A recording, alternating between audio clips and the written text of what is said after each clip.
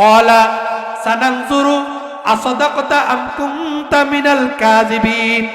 হুদহুদকে ডাক দিয়া বলে, হুদহুদ রে, সানানজুরু আমি তোমাকে দেখব, আসাদাকতা তুমি কি সত্য বলছো, আম কুনতা মিনাল কাযিবিন নাকি তুমি মিথ্যাবাদীদের অন্তর্ভুক্ত। এবার সুলাইমান আলাইহিস সালাম একটা পত্র লিখছে, চিঠি লিখছে। চিঠি লেখা হুদহুদকে ডাক দেয়া বলে, হুদহুদ রে, আমার পক্ষ থেকে এই চিঠিটা রানীর কাছে নিয়ে যা।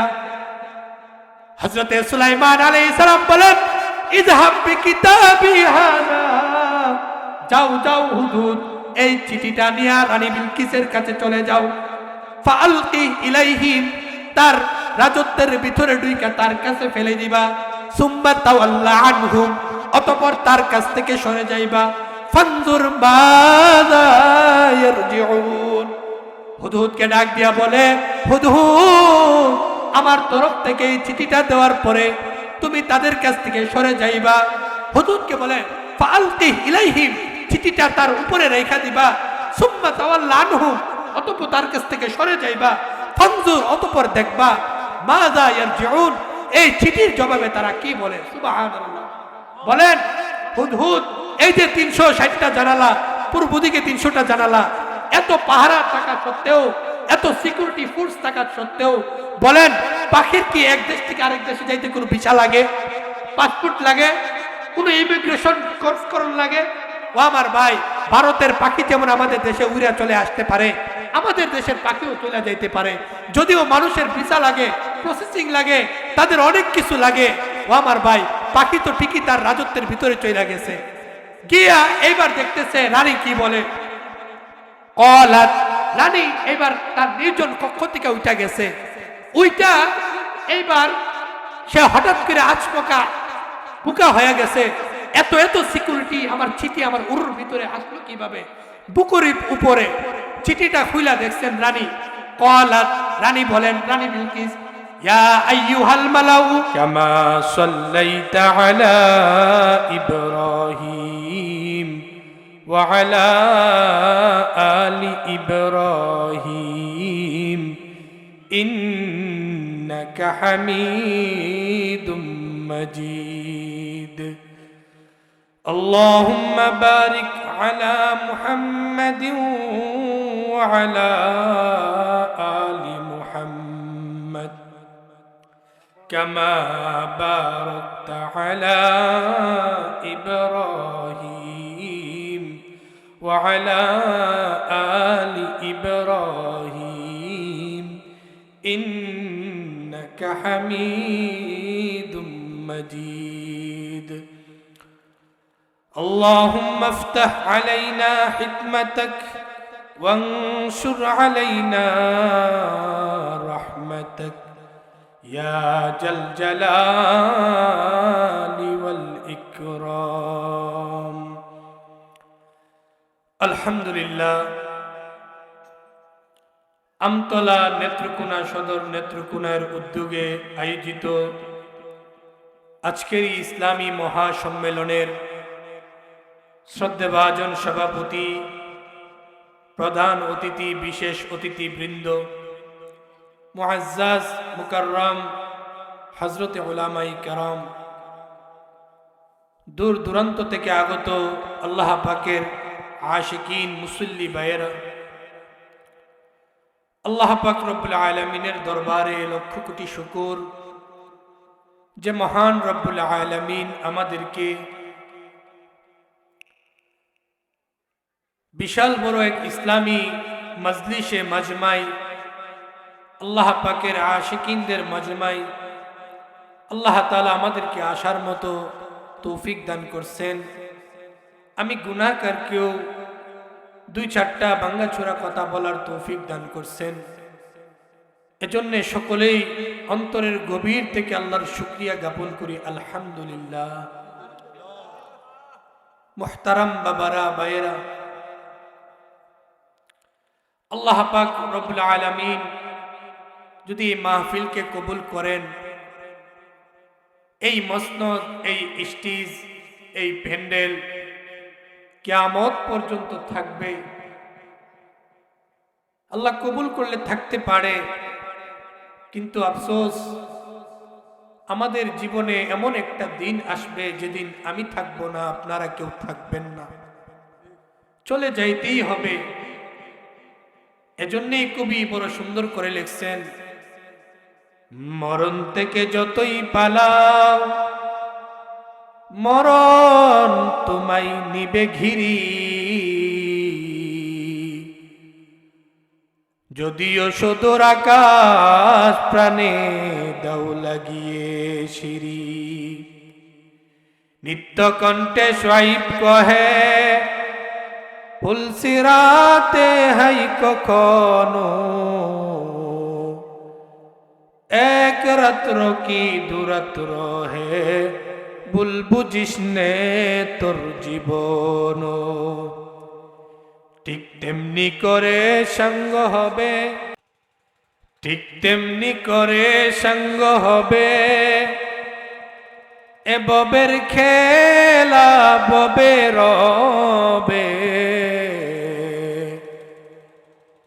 কোথায় চলে যাবি বাইরে খোঁজ খবর না থাকবে ববে। এজন্যই বড় কবি সুন্দর করে বলছেন, মানুষ দুনিয়া ক্ষণস্থায়ী জিন্দিগি, মাহফিল আল্লাহ কবুল করলে থাকবে, কিন্তু একটা দিন আমি থাকবো না, আপনারা থাকবেন না। আল্লাহ তাআলা দুনিয়াতে মানুষকে পাঠাইছেন পরীক্ষা স্বরূপ, কানে কানে বলে দিছেন লিয়াবলুয়াকুম, মানুষ এটা কিন্তু তোমাদের জন্য পরীক্ষার হল, দেখা হবে আইয়ুকুম, তোমাদের মধ্যে কে আহসানু আমালা, কে অধিক সুন্দর আমল করে আমার আল্লাহর কাছে আসতে পারে। এই জিনিসগুলি কিন্তু দেখা হবে। ও আমার ভাই, ভূমিকা লম্বা করব না, যেহেতু সময় বড় অল্প, 1 ঘন্টার মতো সময় মাত্র। এজন্য আমি আপনাদের খেদমতে যে আয়াতখানা তেলাওয়াত করলাম, 114টা সূরার মধ্যে আল্লাহ পাক একটা সূরার নাম রাখছেন সূরাতুর রহমান। বলেন কি নাম? সূরাতুর রহমানের প্রথম কয়েকটা আয়াত আমি তেলাওয়াত করছি, আর আল্লাহর রসুলের অসংখ্য অগণিত হাদিস থেকে একখানা হাদিস আমি আপনাদের সামনে তেলাওয়াত করছি। মুহতারাম হাজিরিন, আল্লাহ পাক বলেন আর রহমান, এর সহজ সরল অর্থই হলো দয়াময় আল্লাহ। বলেন কি নাম? দয়াময় আল্লাহ।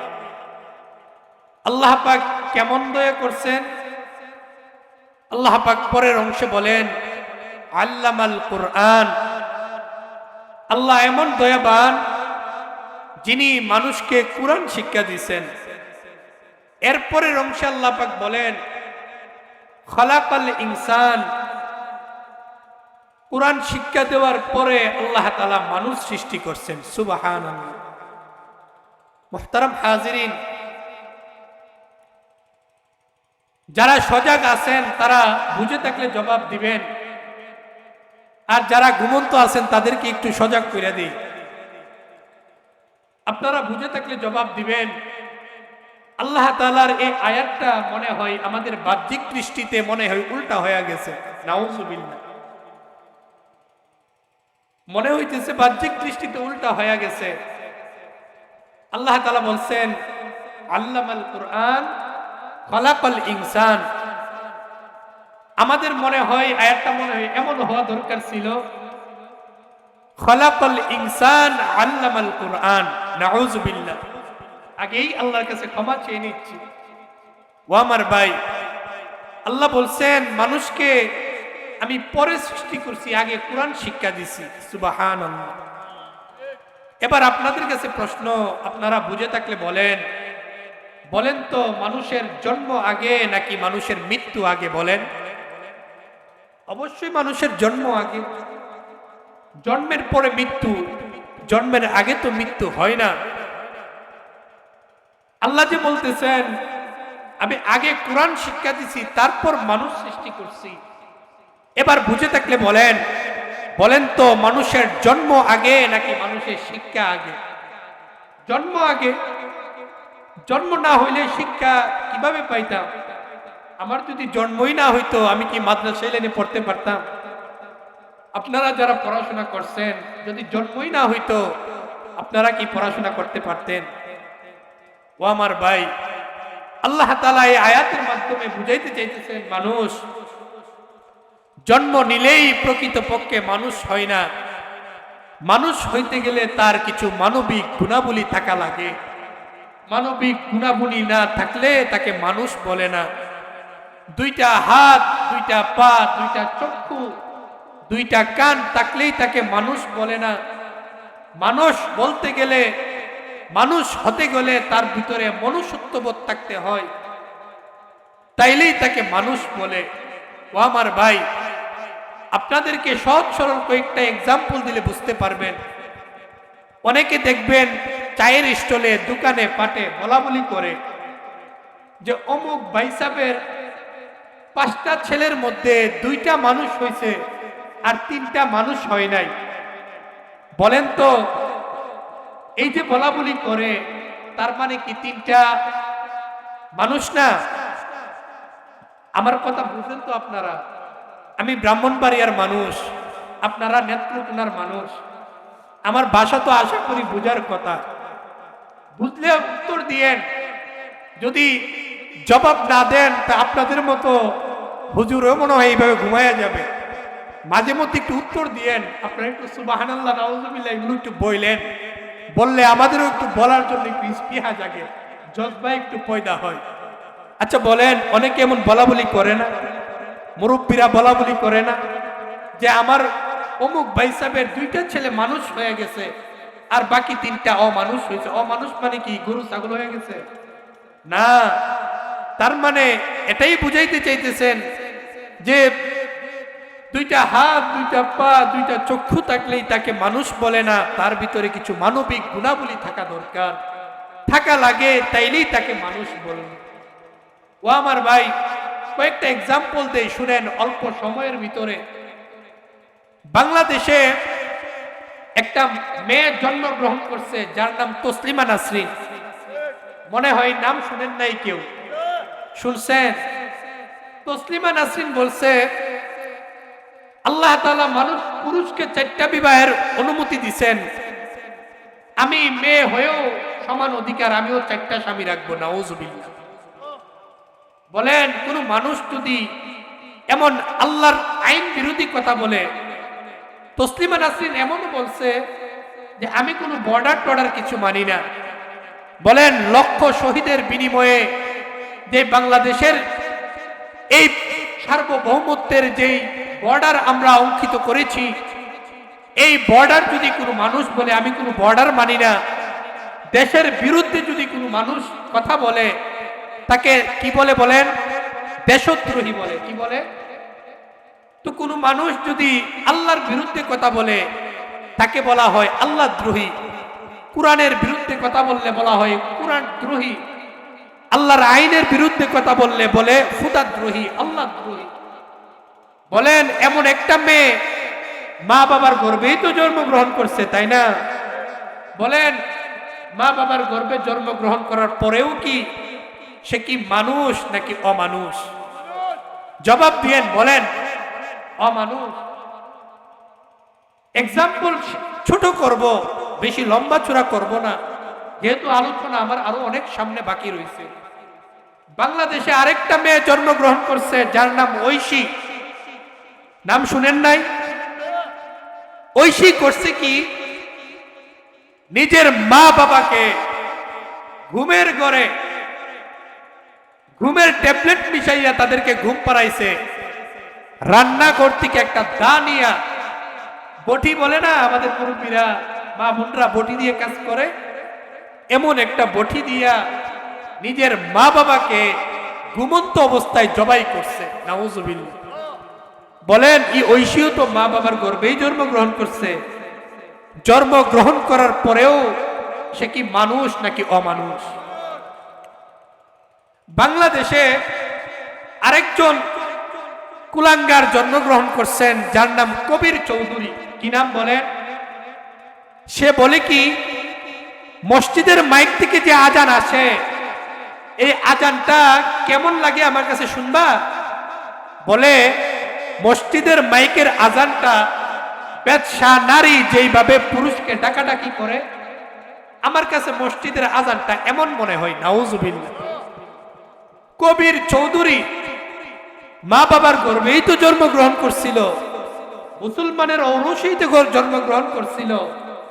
বলেন মুসলমানের ঔরসে জন্মগ্রহণ করার পরেও সে কি মানুষ নাকি অমানুষ? এজন্যই আল্লাহ তাআলা বলেন তার কালামে পাকের মধ্যে বড় সুন্দর করে বলছেন, আর রহমান আল্লামাল কুরআন খলাকাল ইনসান আল্লামাহুল বায়ান। আল্লাহ পাক গোটা মানুষ জাতিকে লক্ষ্য করে বলে, মানুষেরা রে, আমি আল্লাহ এমন দয়াবান, আমি আল্লাহ নিজ কুদরতে কুরআন শিক্ষা দেওয়ার মাধ্যমে তোমাদেরকে পরিপূর্ণ রূপে মানুষ বানায়া দিছি। আল্লাহ পাক বলেন, মানুষ তোমরা তো মানুষ ছিল না, তোমাদের ভিতরে মনুষ্যত্ববোধ ছিল না। আসমানি এলেমের মাধ্যমে, আসমানি কিতাবের জ্ঞান দেওয়ার মাধ্যমে তোমাদেরকে আমি মানুষের মতো মানুষ বানায়া দিছি। এবার লক্ষ্য করে শুনেন, সকলেই মনোযোগ। বাচ্চা কাচ্চারা যারা একটু চিৎকার বিৎকার করে, মুরব্বীরা তাদেরকে একটু থামায়া দিয়েন। কোরআনের আলোচনা যদি মনোযোগ সহকারে না শুনেন কিছুই বুঝবেন না, শুধু আওয়াজই শুনবেন, এক কান দিয়ে ঢুকবে আর এক কান দিয়ে বের হয়ে যাবে। মেহেরবানি করে, আপনাদের এলাকাতে আমি নতুন, আর জীবনে কখনো আসি নাই, দুই চারটা কথা, ভাঙাচোরা কথা আপনাদের সামনে আরজ করব। মেহেরবানি করে একটু মনোযোগ সহকারে শুনবেন। আল্লাহ তাআলা আপনাদেরকেও আমলের সহিত, আমাকেও আমলের সহিত বলার তৌফিক দান করুন। বাবারা, ভাইয়েরা, আল্লাহ পাক মানুষকে বলতেছেন, মানুষ কুরআন শিক্ষা দেওয়ার মাধ্যমে তোমাদেরকে সত্যিকারের মানুষ বানায়া দিছি। এবার মনে হইতেছে যে যারা কখনো মাদ্রাসার বারান্দায় যায় নাই, মুসলমানের বাচ্চা কাচ্চা যারা, তারা মনে হয় অমানুষ নাকি? এমন মনে হইতেছে না? না, বাংলাদেশ প্রায় 95% মুসলমানের দেশ। বলেন রসুলের সুন্নত দাড়ি রাখা, এটা রসুলের সুন্নত। যারা কখনো মাদ্রাসার বারান্দায় যান নাই, আল্লাহর রসুলের এত সুন্দর দাড়ি রাখছেন, বলেন তো এটা কি কোরআনের শিক্ষা না? কোরআনের শিক্ষা, হাদিসের শিক্ষা। ওয়াজ মাহফিলে আসা সওয়াবের বিষয়, আখিরাতের পুঁজির বিষয়, এটা কিসের শিক্ষা বলেন? কোরআনের শিক্ষা। 5 ওয়াক্ত নামাজ বা জামাত আদায় করা, সদা সত্য কথা বলা, মিথ্যা থেকে বেঁচে থাকা, ঝগড়া ফাসাদ বিভেদ সকল কিছু থেকে বেঁচে থাকা। বলেন এই সবগুলো কিসের শিক্ষা বলেন? কোরআনের শিক্ষা। এই শিক্ষাগুলো যাদের মধ্যে আছে, 95% মুসলমান, তারা আসমানি কিতাবের এলেম, এই শিক্ষা তাদের দিলে প্রাণে তারা ধারণ করার কারণে তারা মানুষের মতো সকলেই মানুষ হয়ে গেছে। সুবহানাল্লাহ। ও আমার ভাই, আল্লাহ তাআলা বলেন, মানুষ তোমাদেরকে তো আমি সৃষ্টি করছি ঠিকই, কোরআন শিক্ষা দেওয়ার পরে তোমাদেরকে মানুষ বানায়া সত্যিকারের মানুষ রূপে আমি তোমাদেরকে দুনিয়াতে তোমাদেরকে অবতরণ করাইছি। এবার আল্লাহ তাআলা বলেন, মানুষ জানো না একজন কোরআনওয়ালার কত দাম, একজন আসমানি কিতাবওয়ালার কত দাম জানো না? আল্লাহর রাসূল হাদিসে পাকের মধ্যে ইরশাদ করেন, একজন কোরআনওয়ালার কত দাম, দুনিয়ার ক্ষমতা যেখানে গিয়ে শেষ, একজন কোরআনওয়ালার কারামত সেইখান থেকে প্রকাশ পায়। দুনিয়ার ক্ষমতা যেখানে গিয়ে শেষ, একজন কোরআনওয়ালার অলৌকিক ক্ষমতা সেখান থেকে প্রকাশ পায়। মুহতারাম হাজিরিন, একজন কুরআনওয়ালার কতটুকু ক্ষমতা, কতটুকু কারামত কুরআন এবং হাদিসের মধ্যে ভুরি ভুরি দৃষ্টান্ত পাওয়া যায়। সুলাইমান আলাইহিস সালাম নাম শুনেন নাই কখনো? শুনছেন সুলাইমান আলাইহিস সালাম? আল্লাহ তাআলা কালামে পাকের মধ্যে সূরাতুন নামল একটা সূরা রাখছেন। এই সূরার মধ্যে সুলাইমান আলাইহিস সালামকে আল্লাহ তাআলা কি অলৌকিক শক্তি দান করছিলেন, এমন অলৌকিক বর্ণনা আল্লাহ তাআলা কালামে পাকের মধ্যে দিয়েছেন। মুহতারাম হাজিরিন, বলেন সুলাইমান আলাইহিস সালাম কে ছিলেন জানেন? আল্লাহ তাআলা তামাম পৃথিবীর রাজত্ব চারজন মানুষের হাতে দিছিলেন। বলেন কয়জন? এর মধ্যে দুইজন ছিল মুসলিম আর দুইজন ছিল অমুসলিম, কাফের। মুসলমানদের মধ্যে একজনের নাম হলো পয়গম্বর সুলাইমান আলাইহিস সালাম, আরেকজনের নাম কি জানেন? জানেন? বাদশাহ যুলকারনাইন। আল্লাহ তাআলা তামাম পৃথিবীর রাজত্ব যাদেরকে দিছিলেন। ও আমার ভাই, যদিও জেনারেটরের আওয়াজের কারণে আপনারা শুনেন কিনা জানি না, কথা বুঝতেছেন কিনা জানি না, যদি এই আওয়াজটা না থাকতো তাহলে হয়তো আরো ক্লিয়ারলি বুঝতে পারতেন। ও আমার ভাই, হযরতে সুলাইমান আলাইহিস সালাম তামাম পৃথিবীর রাজত্ব আল্লাহ দিছিলেন। বলেন পৃথিবীতে আর কেউ কি তামাম পৃথিবীর রাজত্ব সে পাইছে? পায় নাই। আমেরিকার president Donald Trump, Barack Obama, Bush সহ যারা ছিল, তারা কি তামাম পৃথিবীর রাজত্ব তাদের হাতের মুঠোয় ছিল? ছিল? বলেন। আমেরিকার প্রেসিডেন্ট ডোনাল্ড ট্রাম্পের কোন আইন বাংলার জমিনে বাংলার তৌহিদি জনতা কি কখনো মেনে নিছে না কখনো নিবে? বলেন। যদি 1 লক্ষ কেন, যদি প্রত্যেকটা ঘরের মায়ের বুকের সন্তানগুলোকে যদি এতিম করতে হয়, প্রত্যেকটা যুবক ভাই যদি তার বিবিকে বিধবা করতে হয়, শিশু সন্তান সহ উসমান হাদির মতো কোন সন্তান যদি, কোন যুবক ভাই যদি তার অবুঝ শিশুকে এতিম করতে প্রস্তুত থাকে, বলেন এই কাফের বেঈমান গুজরাটের কসাই নরেন্দ্র মোদী সহ তাদের কোনো অমুসলিম কোনো আইন আমাদের বাংলাদেশের 95% মুসলমানদের দেশে আমরা কি কখনো তা মেনে নিব? কখনো আমরা মানতে পারবো? আল্লাহর আইন দিয়ে দেশ চলবে। আল্লাহর আইন আমাদের সামনে, আল্লাহর কোরআন আমাদের সামনে। আল্লাহর কোরআনের বহির্ভূত কোনো আইন বাংলার তৌহিদি জনতা যদি আবারও একটা শাপলা চত্বরের প্রয়োজন হয়, আবারও যদি একটা বদরের যুদ্ধের মতো যুদ্ধের প্রয়োজন হয়, বলেন বাংলার তৌহিদি জনতা কি কখনো অমুসলিমদের কোনো আইন বাংলার জমিনে বাস্তবায়ন হতে দিবে? মুহতারাম হাজিরিন, যদিও এগুলো বলা আমার উদ্দেশ্য না, তাদের কোনো আইন বাংলার জমিনে চলবে না। যদিও মানুষ প্রতিবাদ করতে দেরি, পরের দিন গুম খুন, আমাদের পদ্মা নদীতে লাশ গুম হয়ে পদ্মা নদীর মাঝখানে লাশ ভাসতেছে, বহু ঘর থেকে গুম খুন হয়ে গেছে। মুহতারাম হাজিরিন, এগুলো বলা আমার উদ্দেশ্য না।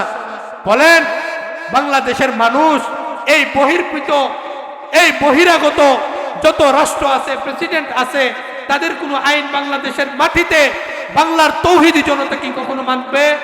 কখনো মানবে না। মুহতারাম হাজিরিন, সুলাইমান আলাইহিস সালামের আমি ঘটনা বলতেছিলাম। হযরতে সুলাইমান আলাইহিস সালামকে আল্লাহ তাআলা কেমন রাজত্ব দিছিলেন, তাদের রাজত্বের তো হযরতে সুলাইমান আলাইহিস সালামের রাজত্বের ছিটা ফুটাও আমাদের মন্ত্রীরা পায় নাই। আল্লাহ তাআলা সূরাতুন নমলের মধ্যে হযরতে সুলাইমান আলাইহিস সালামের বিস্তারিত ঘটনা বর্ণনা করেছেন। মুহতারাম হাজিরিন, কালামে পাক থেকে আপনাদেরকে আমি ঘটনা বলতেছি, শুনেন একজন কুরআনওয়ালার কত দাম। আজকে আমার আলোচনার বিষয় এটাই, আসমানি কিতাবওয়ালাদের। এই আসমানি কিতাব কি শুধু হুজুরদের উপরে নাজিল হয়েছে নাকি সকল মুসলমানদের উপরে নাজিল হয়েছে? বলেন। ও আমার ভাই, এবার চিন্তা করেন আজকে আমাদের কত দাম, এই আসমানি কিতাবের এলেম যার ভিতরে আছে তার কত দাম। সূরাতুন নমল আল্লাহ তাআলা বর্ণনা করেন সূরাতুন নমলের মধ্যে আল্লাহ তাআলা মানুষকে উদ্দেশ্য করে বলেন, দেখো মানুষ, সূরাতুন নমল আমি বের করতেছি। সুলাইমান আলাইহিস সালামের ঘটনা আল্লাহ তাআলা সূরাতুন নমলের মধ্যে স্পষ্ট বর্ণনা করছেন। হযরতে সুলাইমান আলাইহিস সালাম একদিন হঠাৎ করে এক সফরে বের হয়েছেন। সফরে বের হওয়ার পরে শুধু মানুষের উপরে উনার রাজত্ব আল্লাহ তাআলা দেন নাই, জিন মানব দানব সহ পক্ষীকুল, আসমান সাগরের অথই তলদেশে যত মানব দানব আছে সকলের উপরে হযরতে সুলাইমান আলাইহিস সালামকে আল্লাহ তাআলা রাজত্ব দিয়েছেন। সকলেই জুড়ে বলেন সুবহানাল্লাহ। আল্লাহ তাআলা সূরাতুন নমলের মধ্যে সুলাইমান আলাইহিস সালামের ঘটনা বলেন। হযরতে সুলাইমান আলাইহিস সালাম একবার সফরে বের হয়েছেন, পথিমধ্যেই নামাজের ওয়াক্ত শুরু হয়ে গেছে। সুলাইমান আলাইহিস সালামের যে সভাসদ বর্গরা ছিল তার মধ্যে একজন ছিল, এক মন্ত্রীর নাম ছিল পাখি, যার নাম কুরআনের ভাষায় বলা হয় হুদহুদ। বলেন কি নাম? হুদহুদ। হুদহুদকে আল্লাহ তাআলা এমন শক্তি দিছিলেন, মাটির দিকে, উপর থেকে মাটির নিচে তাকায়া 1000 মাইল নিচে মাটির অথই তলদেশে কি আছে হুদহুদ তা স্পষ্ট বলে দিতে পারত। সুবহানাল্লাহ। কুরআনের ঘটনা বড় মজার ঘটনা, তো মনোযোগ দিয়ে শুনেন। হযরতে আব্দুল্লাহ ইবনে আব্বাস বলেন, হুদহুদ পাখির এমন অবস্থা, সে দুনিয়াতে যখন আসমানে চলতো বিভিন্ন সময় শিকারীর জালে আটকে যেত। সে এমন খোলা ময়দানে বেশি দেখতো না, কিন্তু মাটির নিচে কি আছে, সে মাটির নিচে, গভীর নিচে এখান থেকে তাকায়া বলতে পারতো জমিনের অথই তলে দেশে কি আছে। সুবহানাল্লাহ। ও আমার ভাই, এটাই তো আমার আল্লাহ তাআলার অলৌকিক কুদরত। আল্লাহ যাকে ইচ্ছা তাই করেন। মুরব্বীরা অনেক সময় বলা বলি করে না, বলে হের সামনে দিয়ে হাতিটা গেলেও দেখে না, পিছন দিয়ে মশাটা গেলেও সে টের পায়। বলে না এমন অনেকে? মুরব্বীরা এমন বলা বলি করে না? হুদহুদের অবস্থা তেমন, মাটির নিচে কি আছে সব বলতে পারে, কিন্তু মাঝে মধ্যে এমন হয়তো শিকারের জালে আটকে যাইত, অনেক সময় বলতে পারতো না। ও আমার ভাই, এবার আসেন সূরাতুন নমলের মধ্যে আল্লাহ তাআলা এই ঘটনা বিস্তারিত বর্ণনা করছেন। আল্লাহ তাআলা সূরাতুন নমলের মধ্যে বলেন, ওয়াতাফাক্কাদাত তায়রা। সুলাইমান আলাইহিস সালাতু ওয়াস সালাম পাখিগুলোকে তালাশ করতেছেন। এবার সুলাইমান আলাইহিস সালাম বলেন, ফাকালা মা লিয়া লা আরাল হুদহুদা। সুলাইমান আলাইহিস সালাম নামাজের ওয়াক্ত যখন শুরু হয়ে গেছে, বাইরে হুদহুদের দিকে তাকায়া দেখে হুদহুদ সভাসদ বর্গের মধ্যে নাই। নামাজের ওয়াক্ত চলে যাইতেছে, পানি জমিনের নিচ থেকে বাহির করবে, হুদহুদ বলে দিত পানি এখানে আছে, আর জিনজাতি দিয়ে মাটিটা কুড়াইতো, আর মানুষ দিয়া পানি জমিনের অথই তলদেশ থেকে সুলাইমান আলাইহিস সালাম পানি উত্তোলন করতেন। নামাজের আগে উজু করতে হবে না? উজু ছাড়া নামাজ হবে? ও আমার ভাই, উজু নাই, নামাজ পড়বে, হুদহুদ সভাসদ মণ্ডলে নাই। সুলাইমান আলাইহিস সালাম রাগ করতেছেন, মা লিয়ালা, আমার কি হলো, কি হলো? মা আরাল হুদহুদা, আমি হুদহুদকে কেন দেখছি না? এবার বলেন, আম কানা মিনাল গায়িবিন, হুদহুদ কি সেখানে নাই? আজকে যারা অনুপস্থিত আমার সভাসদ মণ্ডলে, হুদহুদ কি তাদের মতো? হুদহুদ কি আজকে এখানে অনুপস্থিত? এবার সুলাইমান আলাইহিস সালাম বলেন, লাউ আযিবান্নাহু আযাবান শাদীদা। হুদহুদকে বলে দিবা সকলে, লাউ আযিবান্নাহু, আমি তাকে আযাব দিব, শক্ত আযাব। আও লা আযবাহান্নাহু, আমি তাকে, অথবা আমি তাকে জবাই করব। আও লা ইয়াতিয়ান্নি বিসুলতানিন মুবিন, অথবা সুস্পষ্ট কোনো প্রমাণ আদি যদি সে দিতে পারে, আজকে কেন সে আমার এখানে অনুপস্থিত, তাইলে আমি তাকে ক্ষমা করব। মুহতারাম হাজরিন, সুলাইমান আলাইহিস সালাম তিনটা কথা বলছেন। হয়তো তাকে আমি কঠিন শাস্তি দেব, দ্বিতীয়ত আমি তাকে হত্যা করব, অথবা স্পষ্ট কোনো সুস্পষ্ট কোনো প্রমাণ যদি দিতে পারে তাইলে তাকে আমি মাফ করে দিব, তাইলে তাকে আমি কিছু বলবো না। ও আমার ভাই, এইবার এই সভাসদ মণ্ডলে যারা ছিল, পাখিরা ছিল না, উনি তো সকলের উপরেই রাজত্ব করতেন। পাখিরা এবার আকাশে যখন উড়াল দিছে, হঠাৎ করে দেখে হুদহুদ রাজ দরবারের দিকে আসতেছে। সুবহানাল্লাহ। ও আমার ভাই, হুদহুদকে ডাইকা বলেন, হুদহুদ কোথায় ছিলা? নামাজে রক্ত চইলা গেছে, সুলাইমান নবী নামাজ পড়তে পারে নাই, তোমার উপরে কঠিন রাগ, তোমাকে কঠিন শাস্তি দিবে।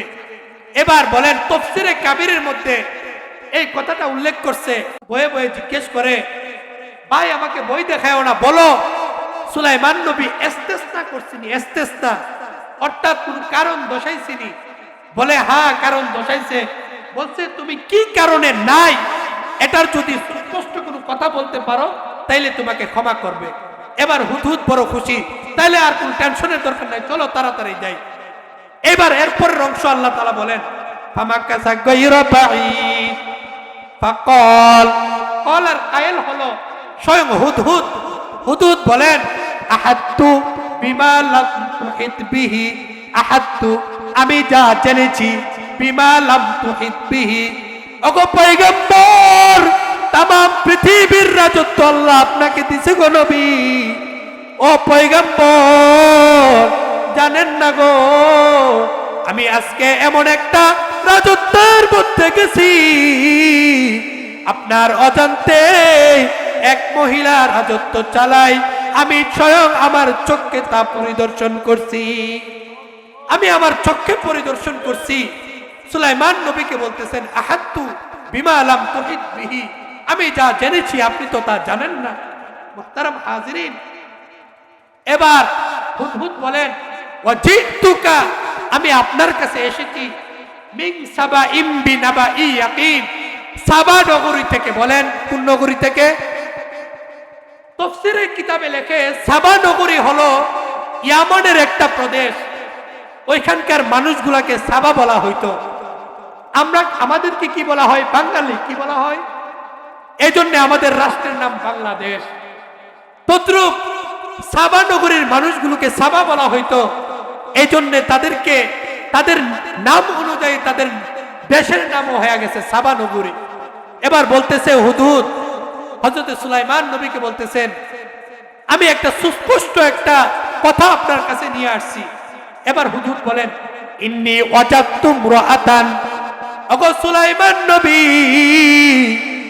আমি একজন মহিলাকে পাইলাম।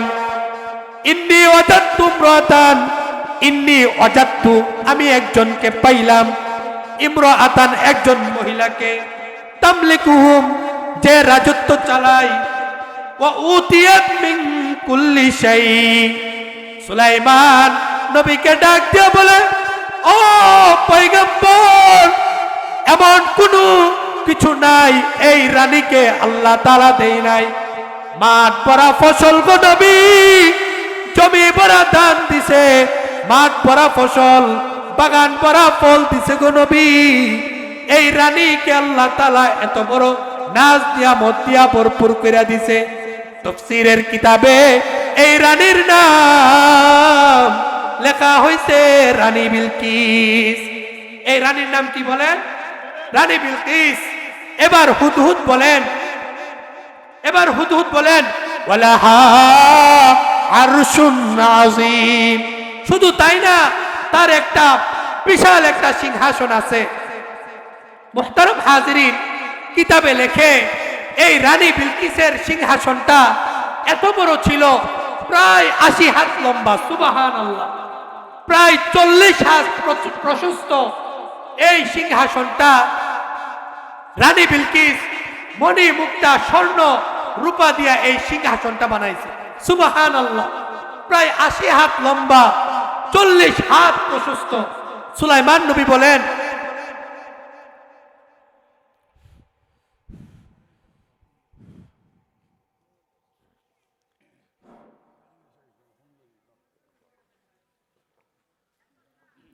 সকলেই বলি আলহামদুলিল্লাহ। মুহতারাম হাজিরিন, একজন কুরআনওয়ালার কত দাম। অলৌকিক ঘটনা কুরআন থেকে আপনাদেরকে শোনাই দিছি। এখন একটু নীরব হয়েছে, একটু মনোযোগ সহকারে শুনেন। এবার সুলাইমান আলাইহিস সালাম বলেন, তাই নাকি? এত বড় সিংহাসন তার আছে? হ্যাঁ। এবার বলে হুদহুদ বলে, ওয়াজাদতুহা ওয়া কওমাহা, ওগো পয়গম্বর, আমি রানীকে পাইলাম, আমি তাকে পাইলাম আর তার জাতিকে পাইলাম। ওয়াজাদতুহা ইয়াসজুদুনা লিশ-শামসি, তারা সূর্যের পূজা করে। নাউযুবিল্লাহ। পয়গম্বরকে ডাক দিয়া বলে, এমন কোন নাচ নিয়ামত নাই গো নবী, মাঠ ভরা ফসল, বাগান ভরা ফল আল্লাহ রানী বিলকিসকে দান করছে গো নবী। এতদা সত্ত্বেও এই রানী তার জাতি, আমি আমার মালিক আল্লাহকে সেজদা করে না। এত কিছু আল্লাহ দান করছে, তারপরেও সে তার আল্লাহকে সেজদা করে না, সে সেজদা করে সূর্যের। নাউযুবিল্লাহ। ব্যাপারটা হয়েছে কি, এই রানী বিলকিসের যে প্রাসাদটা ছিল, পূর্ব দিকে ছিল 300টা জানালা। বলেন কয়টা? পশ্চিম দিকে ছিল 360টা জানালা। কেন এই জানালাগুলো করছে? পূর্ব দিকে যখন সকালে সূর্যটা উদিত হয়, 300 জানালা দিয়ে তার ঘরের ভিতরে ঢুকে আর সে সেজদা করে তার দিনটা শুরু করে। নাউযুবিল্লাহ। আবার যখন পশ্চিম দিকে অস্ত যায়, 360টা জানালার দিক দিয়া সূর্য ঢুকে, সূর্যকে সেজদা করে তার দিনটা শেষ করে। নাউযুবিল্লাহ। মুহতারাম হাজিরিন, সুলাইমান আলাইহিস সালাম বলেন, তামাম পৃথিবীর রাজত্ব আল্লাহ আমাকে দিছে, আমার রাজত্বের ভিতরে সূর্যের পূজা করে এমন একজন রানী? বলে হ্যাঁ। এরপরের আয়াতটা আল্লাহ তাআলা বলেন, ওয়াজাইয়ানা লাহুমুশ শাইতানু আ'মালাহুম। হুদহুদ ডাক দিয়া বলে, নবী গো, শয়তান তাদেরকে তাদের এই আমলনামা সাজায়া দিছে। ওয়াজাইয়ানা লাহুম, শয়তান তাদেরকে সাজায়া দিছে, আ'মালাহুম, তাদের আমল, ফাসাদ্দাহুম আনিস সাবিলি ফাহুম লা ইয়াহতাদুন, অতঃপর তারা গুমরাহের পথে আছে, তারা সঠিক পথটা ঠিকভাবে পাইতেছে না। এরপর আয়াতটা সেজদার আয়াত। আপনারা তো অনেকের হুজু নাই, যদি সেজদার আয়াত তেলাওয়াত করি আপনারা তো সেজদা দিতে পারবেন না। এবার এটা শুধু তর্জমাটা বলি। আল্লাহ বলেন, তারা কেন আল্লাহকে সেজদা করে না? যে আল্লাহ আসমান এবং জমিনের সকল খবরগুলো প্রকাশ করে দেন। আল্লাহ হলেন তিনি, যিনি ছাড়া কোনো ইলাহ নাই, এবং তিনি তো কোনো সাধারণ কোনো ইলাহ না, তিনি আরশ আজিমের রব, সকল কিছুর রব। বলেন সুবহানাল্লাহ। এবার সুলাইমান আলাইহিস সালাম বলেন, ক্বালা সানানজুরু আসাদাকতা আম কুনতা মিনাল কাযিবিন। হুদহুদকে ডাক দিয়া বলে, হুদহুদ রে, সানানজুরু, আমি তোমাকে দেখব, আসাদাকতা, তুমি কি সত্য বলছো, আম কুনতা মিনাল কাযিবিন, নাকি তুমি মিথ্যাবাদীদের অন্তর্ভুক্ত। এবার সুলাইমান আলাইহিস সালাম একটা পত্র লিখছে, চিঠি লিখছে। চিঠি লেখা হুদহুদকে ডাক দেয়া বলে, হুদহুদ রে, আমার পক্ষ থেকে এই চিঠিটা রানীর কাছে নিয়ে যা। হযরতে সুলাইমান আলাইহিস সালাম বলেন, ইযহাব বিকিতাবি হাযা, যাও যাও হুদহুদ, এই চিঠিটা নিয়ে রানী বিলকিসের কাছে চলে যাও। ফাআলকি ইলাইহিম, তার রাজত্বের ভিতরে ঢুইকা তার কাছে ফেলে দিবা। সুম্মা তাওয়াল্লা আনহুম, অতঃপর তার কাছ থেকে সরে যাইবা। ফানজুর মাযা ইয়ারজিউন। হুদহুদকে ডাক দিয়া বলে, হুদহুদ, আমার তরফ থেকে এই চিঠিটা দেওয়ার পরে তুমি তাদের কাছ থেকে সরে যাইবা। হুদহুদকে বলে, ফাআলকি ইলাইহিম, চিঠিটা তার উপরে রেখা দিবা। সুম্মা তাওয়াল্লা আনহুম, অতঃপর তার কাছ থেকে সরে যাইবা। ফানজুর, অতঃপর দেখবা, মাযা ইয়ারজিউন, এই চিঠির জবাবে তারা কি বলে। সুবহানাল্লাহ। বলেন হুদহুদ, এই যে 360টা জানালা, পূর্ব দিকে 300টা জানালা, এত পাহারা থাকা সত্ত্বেও, এত সিকিউরিটি ফোর্স থাকা সত্ত্বেও, বলেন পাখির কি এক দেশ থেকে আরেক দেশে যাইতে কোনো ভিসা লাগে, পাসপোর্ট লাগে, কোনো ইমিগ্রেশন করণ লাগে? ও আমার ভাই, ভারতের পাখি যেমন আমাদের দেশে উড়ে চলে আসতে পারে, আমাদের দেশের পাখিও চলে যাইতে পারে।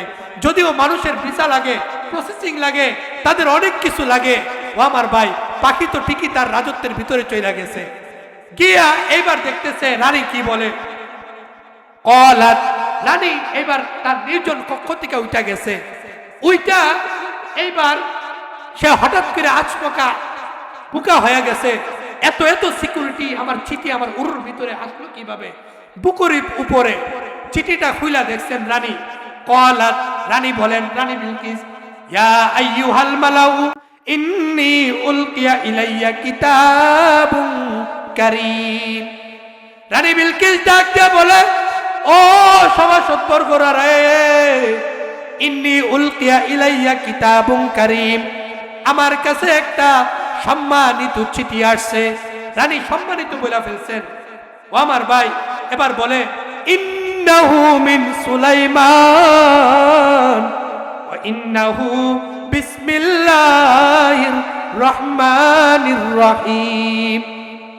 চিঠির ভাষাটা দেখেন, সুলাইমান আলাইহিস সালাম মাত্র 2টা লাইন লিখছে, বলতেছে ইন্নাহু মিন সুলাইমান।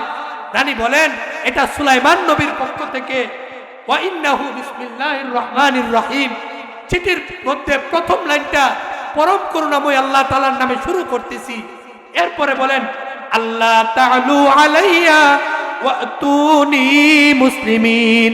সুলাইমান আলাইহিস সালাম ডাক দিয়া বলে, রানী বিলকিস, আমার চিঠি পাওয়ার পরে অহংকারী করবা না, গরিমা দেখাইবা না, তাড়াতাড়ি সিলিন্ডার কইরা আমার কাছে আইসা মুসলমান হও। এবার রানী ডাক দিয়া বলেন, কলাত কলাত, রানী বলেন, ইয়া আইয়ুহাল মালাউ আফতুনি ফি আমরি, ও আমার সভাসদবর্গরা, আমাকে এই ব্যাপারে তোমরা আমাকে পরামর্শ দাও। রানী বিলকিসের যে প্রধান সভাসদবর্গ যারা ছিলেন 312 জন, এই 312 জনের অধীনে প্রত্যেক জনের অধীনে প্রায় 10,000 করেছিল। ও আমার ভাই বলেন, এইবার ক্যালকুলেটর হিসাব করেন তাদের রাজত্ব কত বড়। 312 জনের অধীনে যদি 10,000 করে থাকে, কত বড় তার রাজত্ব। সংক্ষেপে শেষ করতেছি মুহতারাম হাজিরিন।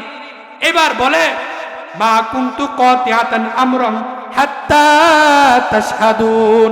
মা কুনতু কাতিয়াতান আমরান, আমি কোনো বিষয়ে চূড়ান্ত সিদ্ধান্ত নেই না, হাত্তা তাশহাদুন, তোমরা অনুপস্থিত না থাকলে। এবার সভাসদ বর্গের যে মন্ত্রী সভা যারা ছিল তারা বলে, ক্বালু নাহনু উলু কুওয়া, আমরা কঠিন যোদ্ধা, আমরা অনেক শক্তিশালী। ওয়া উলু বাসিন শাদীদ, আমরা কঠিন যোদ্ধা। এবার পরের অংশে বলেন, ওয়াল আমরু ইলাইকি ফানজুরি মাযা তা'মুরিন। ওয়াল আমরু ইলাইকি, সিদ্ধান্ত আপনার, ফানজুরি, আপনি ভেবে দেখেন, মাযা তা'মুরিন, আপনি আমাদেরকে কি আদেশ দিবেন। ও আমার ভাই, সর্বশেষ যেহেতু হুজুর চলে আসছে, আমি সংক্ষেপে শেষ করি। সর্বশেষ আর আয়াতের দিকে গেলাম না। হুদহুদ সব কিছু দেখা সুলাইমান আলাইহিস সালামের কাছে গেছে। এর আগে অনেক অনেক লম্বা কাহিনী আছে।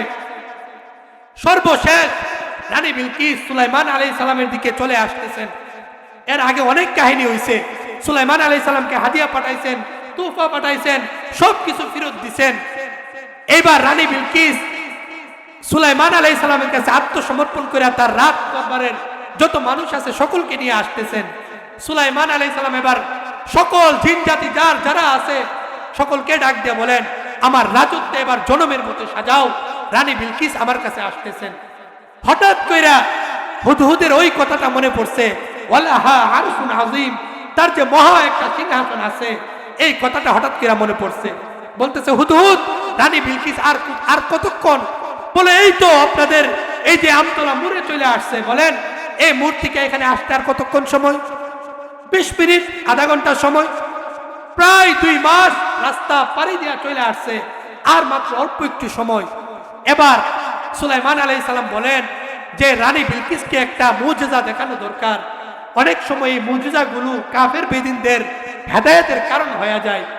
এজন্য রানী বিলকিসকে মুজিজা দেখানোর জন্য এবার সুলাইমান আলাইহিস সালাম ইমার্জেন্সি সভাসদবর্গকে ডাক দিলেন। ডাক দিয়া বলেন, এরপরের কথাটা আল্লাহ তাআলা বলেন সুলাইমান আলাইহিস সালামের কথা, ক্বালা ইয়া আইয়ুহাল মালাউ আইয়ুকুম ইয়াতিনি বিআরশিহা ক্বাবলা আইয়াতুনি মুসলিমিন।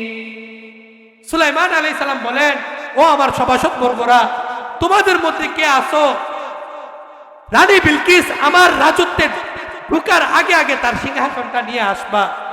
ও আমার ভাই বলেন, প্রায় তাফসীরের কিতাবে লেখে 2 মাস দূরত্বের রাস্তা থেকে রানী বিলকিস চলে আসছে, আর মাত্র আমতলা চলে আসছে। আপনাদের এখানে আর আসতে কতক্ষণ? ও আমার ভাই, সকলে একজনের দিকে আরেকজন তাকাইতেছে, কেউ মাটির দিকে তাকাইতেছে। কার পক্ষে সম্ভব? কার পক্ষে সম্ভব? ও আমার ভাই, একজন আরেকজনের দিকে তাকা, কার পক্ষে সম্ভব? হঠাৎ কইরা জিনদের মধ্যে একজন ডাক দিয়া বলেন, ক্বালা ইফরিতুম মিনাল জিন। ইফরিত, জিনদের মধ্যে একজন, জিনদের বাদশা ইফরিত ডাক দিয়া বলেন, সুলাইমান পয়গম্বর আমি পারবো। সুবহানাল্লাহ। ও আমার ভাই, কত কত মাইলের রাস্তা? প্রায় 2 মাস দূরত্বের রাস্তা। রানী বিলকিস চলে আসছে আমতলা, আর কতক্ষণ সময়? অল্প সময়ের ভিতরে। সুলাইমান নবী বলতেছে, নিয়ে আসবা তো বুঝলাম ঠিকই, বছর লাগাই দিলে তো হবে না, অল্প সময়ের ভিতরে নিয়ে আসতে হবে। বলেন কত সময়ের ভিতরে পারবা বলো? সুলাইমান নবীকে এবার ইফরিত বলে, আনা আনা আতিকা বিহি ক্বাবলা আন তাকুমা মিন মাকামি। ওগো সুলাইমান নবী, আমি আপনার কাছে রানী বিলকিসের সিংহাসনটা নিয়ে আসবো। আপনি বসা থেকে দাঁড়াইতে যতক্ষণ সময় লাগবে, এর চেয়ে আগে আগে আমি সিংহাসন নিয়ে আসবো। ও আমার ভাই, এবার বলেন, বসা থেকে দাঁড়াইতে কয় ঘন্টা সময় লাগে? কয় ঘন্টা লাগে? 10 মিনিট? 2 মিনিট? 1 সেকেন্ডও সময় লাগে না। এখান থেকে বসা থেকে লাফ দিয়ে দাঁড়ালে 1 সেকেন্ড সময়ও লাগে না। ও আমার ভাই, এবার সকলেই কানা খুশা শুরু করছে। ইফরিত, ইফরিত কে রে? কে? বসার থেকে দাঁড়াইবার আগে 2 মাস পথের রাস্তা, বিমানে গেলেও তো 2-4 ঘন্টা প্রয়োজন, এত বড় সিংহাসন নিয়ে আসবে? ইফরিত কে? ইফরিত। সকলেই আতঙ্কিত হয়ে গেছে, এত অল্প সময় নিয়ে আসবে? ও আমার ভাই, সুলাইমান নবী হঠাৎ কইরা পুনা থেকে আরেকজন দাঁড়ায়া গেছেন। দাঁড়ায়া বলতেছে, হায় আফসোস, এমন একটা মামুলি ব্যাপার, মামুলি একটা কাজ করার জন্য এত সময়। এবার সকলেই বলে, ওলা একে বলে রে, এটা কে? ওল্লা এত সময় নাকি বললো? এ বলছে বসার থেকে দাঁড়ানোর আগে নিয়ে আসবে। এ কে? মানুষ। সুলাইমান নবী বলে, তুমি কে? মানুষ। তুমি কি জিন? না আমি জিন না, আমি মানুষ। সুবহানাল্লাহ। পরের অংশটা আল্লাহ তাআলা বলেন, قال الذي عنده علم من الكتاب أنا آتيك به قبل أن يرتد إليك طرفك।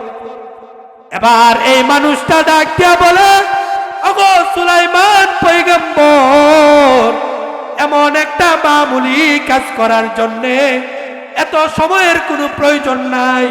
ওগো নবীজি, আপনি চোখের পলক ফেলার আগে আগে রানী বিলকিসের সিংহাসন আমি আপনার সামনে নিয়ে আসবো। একজন কুরআনওয়ালার কত দাম! দুনিয়ার কোন মন্ত্রী, ম্যাজিস্ট্রেট, কোন প্রেসিডেন্টের পক্ষে কি সম্ভব? বলেন, রাজা বাদশার পক্ষে সম্ভব, আপনাদের এলাকার চেয়ারম্যানের পক্ষে সম্ভব, এমপি সাহেবের পক্ষে সম্ভব? মুহতারাম হাজিরিন, আমি আপনাদেরকে যে কথাটা বোঝানোর চেষ্টা করছি, একজন কুরআনওয়ালার, একজন আলেমের কত দাম! দুনিয়ার ক্ষমতা যেখানে গিয়ে শেষ, সেখান থেকে একজন আলেমের অলৌকিক কারামত প্রকাশ পায়। ওই আলেম ডাক দিয়া বলে, ইমাম ফখরুদ্দিন রাজি রাহমাতুল্লাহি আলাইহি তার তাফসীরে কাবীরের মধ্যে বলেন, এই আলেমের নাম আসিফ ইবনে বারখিয়া। উনি আরেকটা মতের মধ্যে বলেন, এই আলেম খুদ নিজে হযরতে সুলাইমান আলাইহিস সালাম। উনি বলেন, এই যে চোখের পলক ফেলার আগে আগে নিয়ে আসবে, এটা স্বয়ং হযরতে সুলাইমান আলাইহিস সালাম। এজন্য মুহতারাম হাজিরিন, ডিসেম্বর মাস আপনাদের ছেলে মেয়েদেরকে এখন স্কুলে ভর্তি করবেন না?